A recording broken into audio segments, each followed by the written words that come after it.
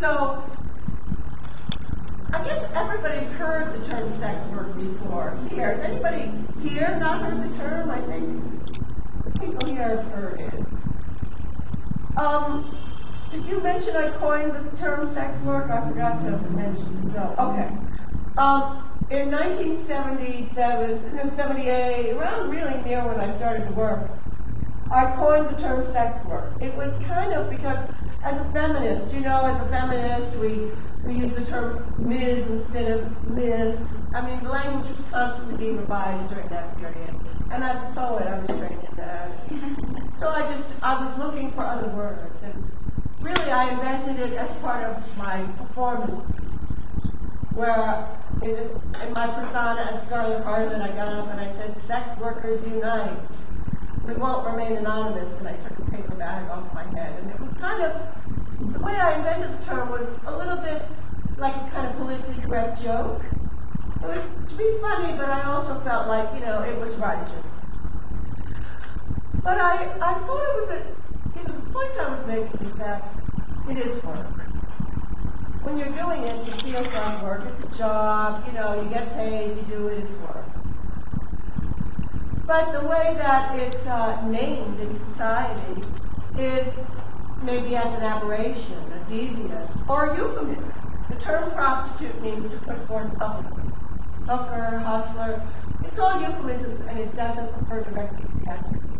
So to claim the reality of the activity by stating that it's work, by claiming what kind of work it is within the term, there's a lot of power in that. Also, you know, the term prostitute, I don't necessarily think it's like a terrible term, but it had been besmirched. So it was good for us to find another term, and not doesn't have to be the only term. And then the most important thing, I felt strongly, and many prostitutes felt strongly, that there was a lot of kinship between all of us who worked in the field of sexuality. Porn actresses, phone sex workers, you know, everyone in the industry had a lot in common.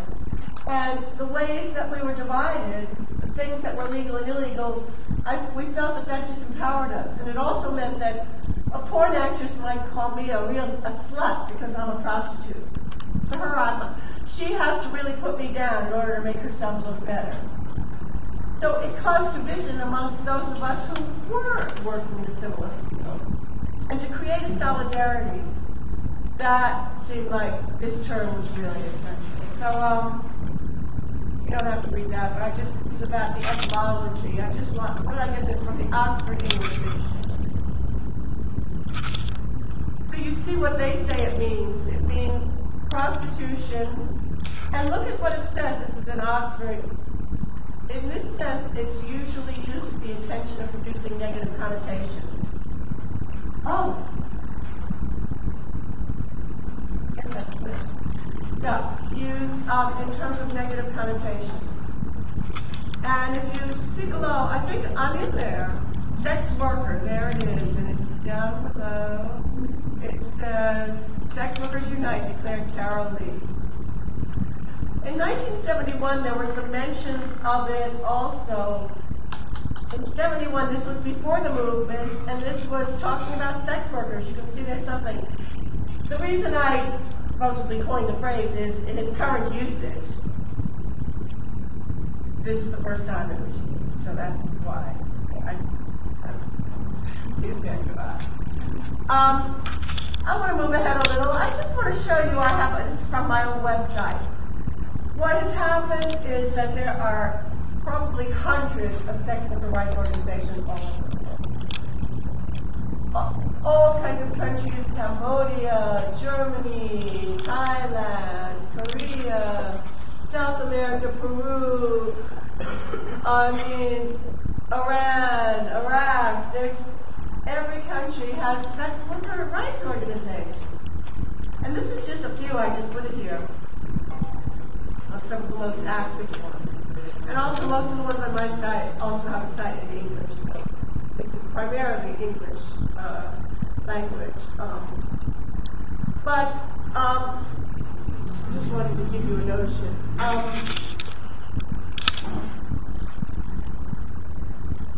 So during this early period,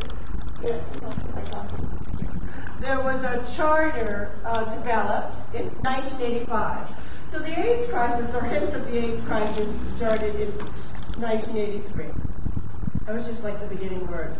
By 1985, we knew that it was going to be a priority. So in 1985, the sex worker rights movement had an international meeting in the Netherlands, and actually at the European Parliament, there was one in 80. There was a national conference in San Francisco in 1984. In 1985, there was one in Brussels, the European Parliament, of prostitutes from all over the world talking about what sort of rights they want. Now, I had a video of that, but I can't really play it. But I'm going to show you here a very abbreviated sex worker rights agenda that really mirrors the early kind of agenda. And this is a more recent one, but this does very much reflect the priorities of this early sex worker rights document. I want to give you a little idea. And this is from the International Union of Sex Workers. However, so this again is recent, but a lot of these ideas were developed in 1985 by the sex worker rights movement. One of the most important points in this movement is, and sort of underpinnings of these efforts, is to distinguish between decriminalization and legalization. In the sex workers' rights movement, we found that it's very important to distinguish our goals from systems such as Nevada. Now, I think you've all heard sort of stories about how the Nevada regulatory system works. It does not work in favor of sex workers, but works in favor of management. Has anyone not heard that before? Has anyone not heard that the Nevada system is unfair to the workers? Oh, maybe somebody did. So, yeah, it's a little obscure, the information. Yeah. In the Nevada brothel system, there's a state law that says that prostitution is only legal in a few counties. It has to be a county with less than a certain population. In other words, not the big city, not Las Vegas. So in a rural county, the law says that in a rural county you can set up a brothel and that prostitutes would be allowed to work, but only in that brothel. And there are a lot of other kinds of interesting stipulations that are problematic.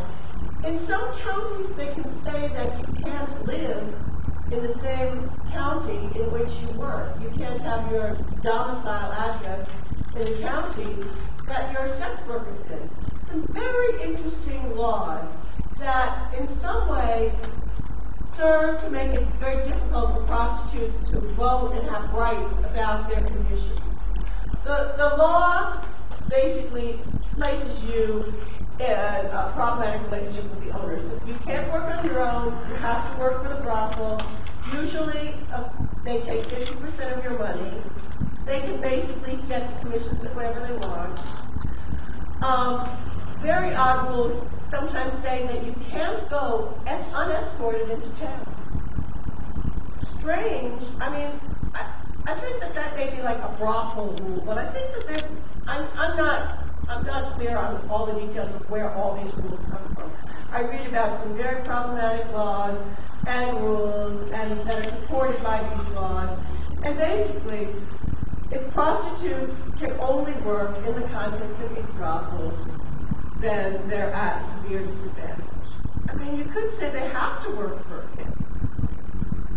And not only do you spend, not only do you give 50% of your money to the owners, but then they can fine you. They fine you. Like, if you're late, they can fine you $100, $200. There's a big racket that I find very interesting now, because my friends have gone to work at these brothels, where you go and you work. Now you have to pay, so you have some sex with some men, you make some money, you give it all to the brothel, 100%, because your room rent, your fines, and some food and whatever, and you can work there for a week, and you can come home with $100.